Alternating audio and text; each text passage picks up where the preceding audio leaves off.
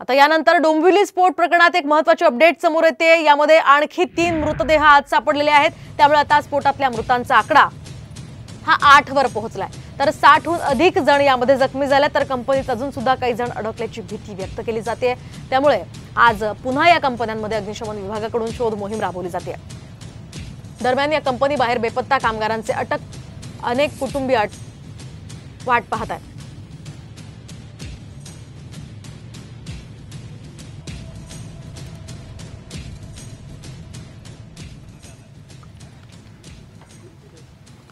अंबादास दानवे पोहोचलेले आहेत आणि या संपूर्ण परिस्थितीचा ते आढावा घेताना दिसतात।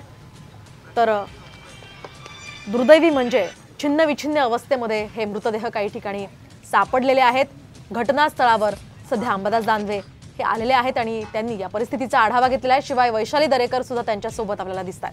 आपण पाहतोय सध्याची ही महत्त्वाची अपडेट। डोंबिवलीमध्ये हा स्फोट झालेला आहे। एमआयडीसी कंपनीत हा स्फोट झालेला आहे। त्यामध्ये 8 जणांचा दुर्दैवी मृत्यू झालेला आहे आणि आणखीही काही त्या ठिकाणी लोक अडकल्याची भीती आहे। त्याच पार्श्वभूमीवर काल मुख्यमंत्र्यांनी आढावा घेतला आणि आता ठाकरे गटाचे नेते अंबादास दानवे आणि वैशाली दरेकर हे पाहणी करण्यासाठी त्या ठिकाणी आलेले आहेत।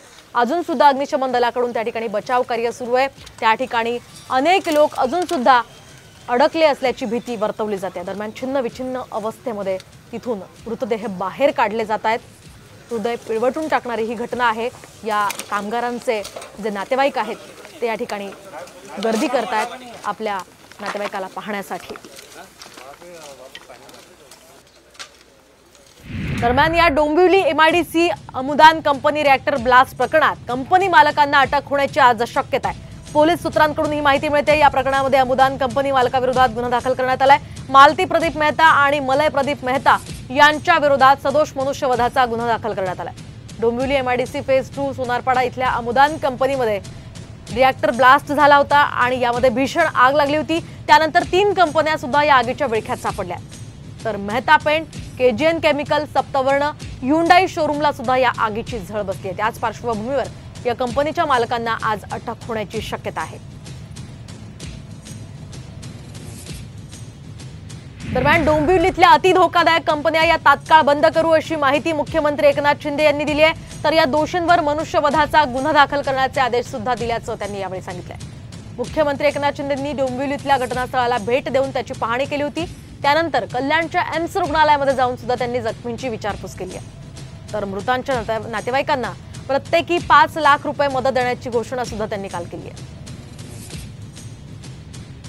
पण या अगोदर आल्यानंतर वसाहती झाल्या, ब्लास्ट होऊ शकतात अशा कंपन्यांना आम्ही अंबरनाथ एमआयडीसी मध्ये एक वेगळा सेक्टर करून कायमस्वरूपी तिकडे शिफ्ट करण्याचा आम्ही निर्णय घेतोय। आता चौकशीमध्ये जे दोषी आढळतील त्यांच्यावर कठोर कारवाई केली जाईल आणि या दुर्घटनेवर देखील सदोष मनुष्यवधाचा गुन्हा दाखल करण्याच्या सूचना दिलेल्या आहेत। ज्यांचा मृत्यू झालेला आहे त्यांच्या परिवारांना, कुटुंबियांना मुख्यमंत्री सहायता निधीतून 5 लाख रुपये दिले जातील। त्याचबरोबर जे आता जखमी आहेत त्यांचा देखील खर्च शासन करेल। त्यांच्या डिपार्टमेंटच्या माध्यमातून, कंपनीच्या माध्यमातून जे काही नुकसान भरपाई देय आहे ती देखील त्यांना मिळेल।